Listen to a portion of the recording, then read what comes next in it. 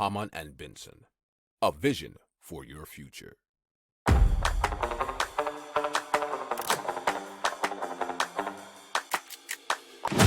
Économie, tech et innovation, hydrogène, énergie.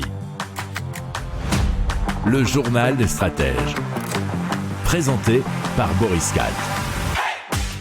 Bonjour à tous et bienvenue dans le journal des stratèges consacré aujourd'hui à l'énergie.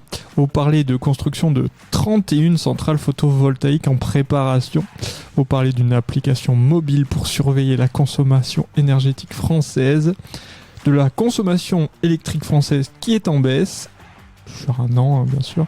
Et la SNCF qui signe le plus gros contrat énergétique privé français.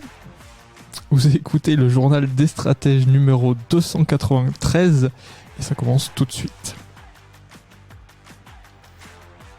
Hamann and Benson. Le journal des stratèges.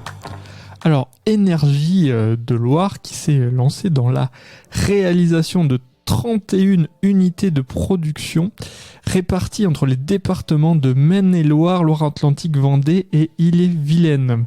Alors donc, ils produiront grâce à ces centrales photovoltaïques de façon annuelle 7,9 MWh d'électricité, ce qui représente l'équivalent de la consommation électrique annuelle de 3440 personnes, soit 860 foyers de 4 personnes, nous dit leséchos.fr.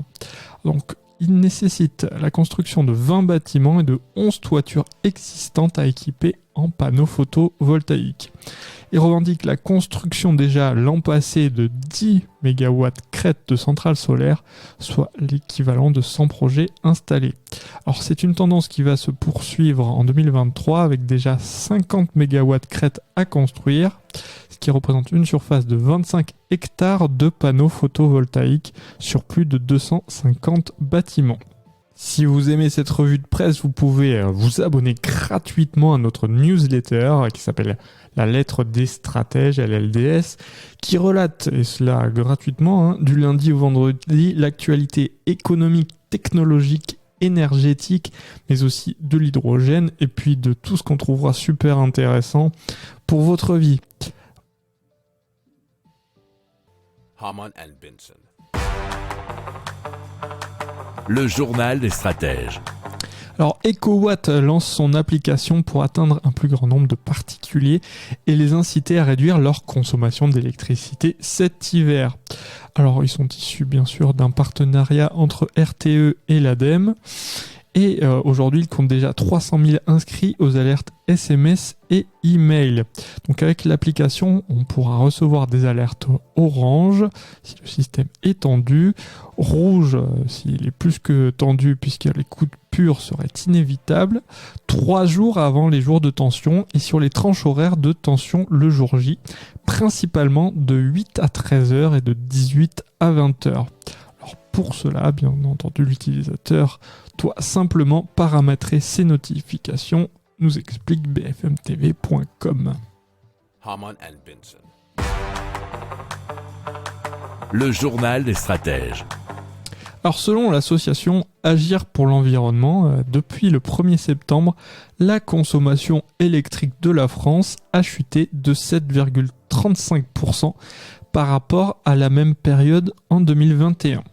Alors cette baisse atteint même 8,94% si on compare avec la moyenne de consommation des 10 dernières années.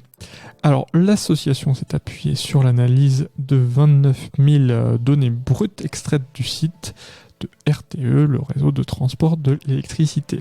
Alors l'ONG constate une stagnation de la consommation électrique depuis une quinzaine d'années et même une chute depuis septembre 2022. Alors c'était un article tiré de reporter.net. Et si vous savez que l'économie, ou si vous voulez la croissance, c'est de l'énergie transformée, eh bien vous comprendrez que finalement, selon eux, il y a moins d'énergie consommée et donc on devra en tirer la conclusion qu'il y aurait moins de création de richesse. On verra dans les mois futurs si bien cette conclusion s'avère juste ou non. Si vous aimez cette revue de presse, vous pouvez vous abonner gratuitement à notre newsletter qui s'appelle La Lettre des Stratèges, LLDS, qui relate, et cela gratuitement, du lundi au vendredi, l'actualité économique, technologique, énergétique, mais aussi de l'hydrogène, et puis de tout ce qu'on trouvera super intéressant pour votre vie. Hamann and Benson. Le journal des stratèges. Alors il faut savoir que la SNCF c'est le premier consommateur industriel d'électricité en France avec 10% du total. Et avec le contexte énergétique compliqué ces temps-ci, il devait réagir pour trouver de l'énergie ailleurs. Et le groupe a en effet signé un contrat d'achat direct avec Reden, nous dit bfmtv.com, qui est un producteur photovoltaïque et qui permettra à terme de générer 3,6% de la consommation annuelle de ces trains, ce qui est l'équivalent de la consommation électrique annuelle du RERD en Île-de-France. Alors la SNCF fait rouler 15 000 trains chaque jour. Il faut savoir que c'est le plus gros Corporate Power Purchase Agreement jamais annoncé en France, puisqu'il prévoit la création de 4 centrales photovoltaïques totalisant une puissance de 146 MW qui produiront 207 gigawatts par an à l'horizon 2025-2026. Ces nouvelles centrales exploitées par Eden produiront de l'électricité verte qui sera intégralement vendue à SNCF Énergie pour les besoins en électricité de SNCF Voyageurs. Elles seront construites en Haute-Garonne, dans l'Aude, en Gironde et mises en service entre 2024 et 2025.